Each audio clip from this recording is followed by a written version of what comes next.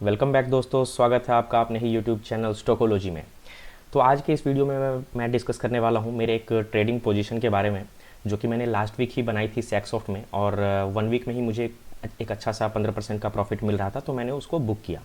Actually last week में मैंने एक स्टॉक एनालिसिस का वीडियो बनाया था, जिसका कि लिंक मैं आई बटन में आपके लिए रख दूंगा। सेम उस वीडियो में मैंने डिस्कस किया था सैक्सॉफ्ट में क्या प्राइस एक्शन बन रहा है और क्या पॉसिबिलिटीज़ बनती है फॉर नेक्स्ट वीक, और ऐसा ही होता हुआ आपको चार्ट पे दिखेगा जैसा हमने डिस्कस किया था उस वीक में।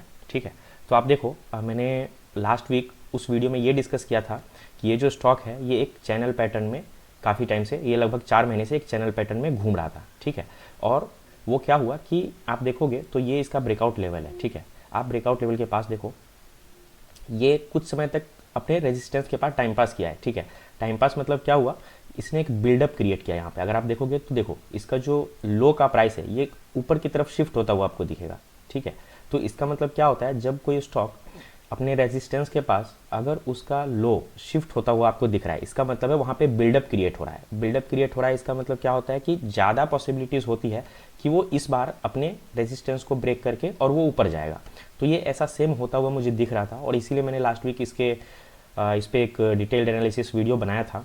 तो इसमें देखो क्या हुआ, हमारी पोजीशन लगभग 340 के पास की थी। 340 के पास क्यों? क्योंकि इसने यहाँ जब जैसे ही बिल्डअप क्रिएट कर रहा था, तो कैसा है, मैं काफ़ी टाइम से मार्केट में ट्रेड कर रहा हूँ, कुछ चीज़ें होती हैं जो हम पहले से एनालाइज कर सकते हैं। ठीक है, तो जब ये बिल्डअप क्रिएट हो रहा था, मैंने पहले ही इसमें पोजीशन बना रखा था। ठीक है, बिल्डअप क्रिएट होने के बाद इसने ये जो कैंडल है लगभग 11 अक्टूबर की, तो इस पर इसने ब्रेकआउट दिया था, बट जो ब्रेकआउट के बाद है मैंने उसमें डिस्कस किया था कि मुझे एक फॉलोअप कैंडल नहीं दिख रहा है। ठीक है, फॉलोअप कैंडल जैसी उसमें दिखेगी ये ग्रीन कलर की, उसके बाद इसमें एक तेजी आ सकती है। ये सेम चीज़ मैंने लास्ट वीडियो में डिस्कस किया था, आप वीडियो को प्लीज़ जाके चेकआउट कर लो।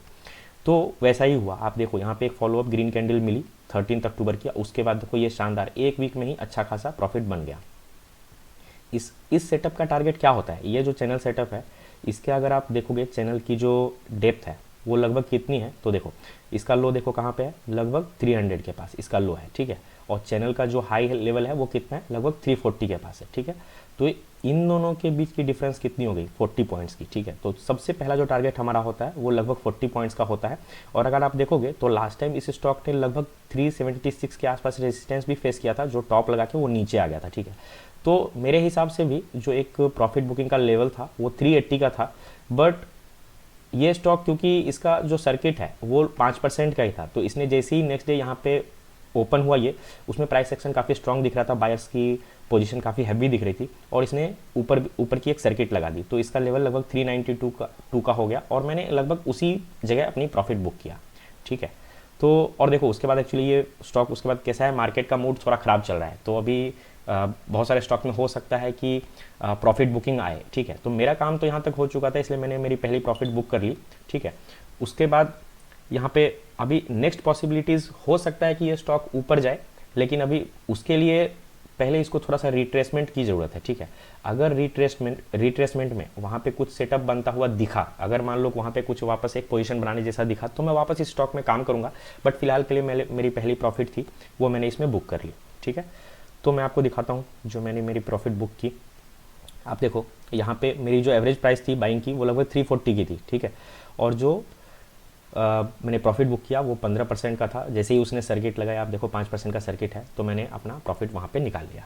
ठीक है, अब सबसे जो इम्पॉर्टेंट पॉइंट है कि मैंने ये स्टॉक को क्यों सेलेक्ट किया, तो मेरे किसी भी स्टॉक सिलेक्शन में 2 क्राइटेरिया सबसे इंपॉर्टेंट है। सबसे पहला होता है कि स्टॉक का प्राइस एक्शन काफ़ी स्ट्रांग होना चाहिए।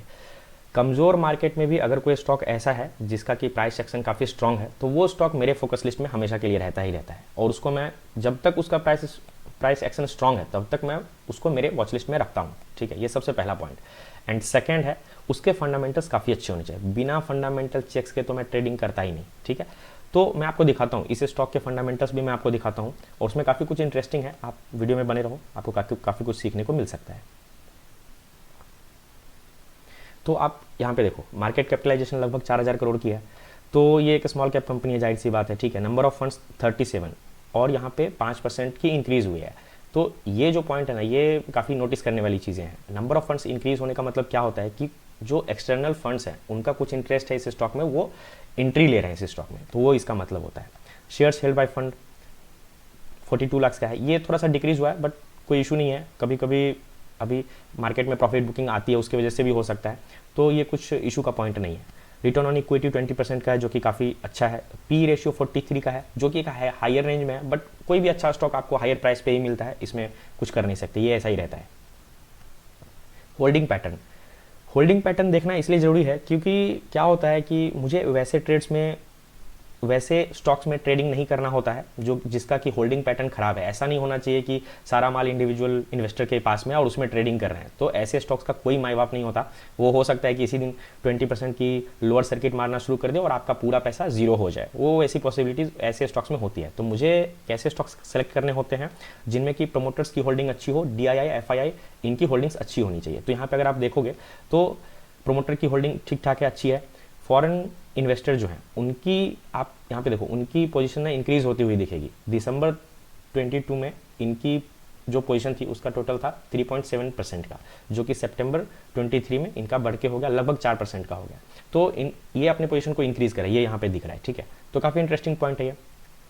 सेकंड है क्वार्टरली रिजल्ट्स, ये सबसे फेवरेट पार्ट होता है किसी भी फंडामेंटल चेक्स का। मेरा जो सबसे फेवरेट पार्ट है वो है क्वार्टरली रिजल्ट्स।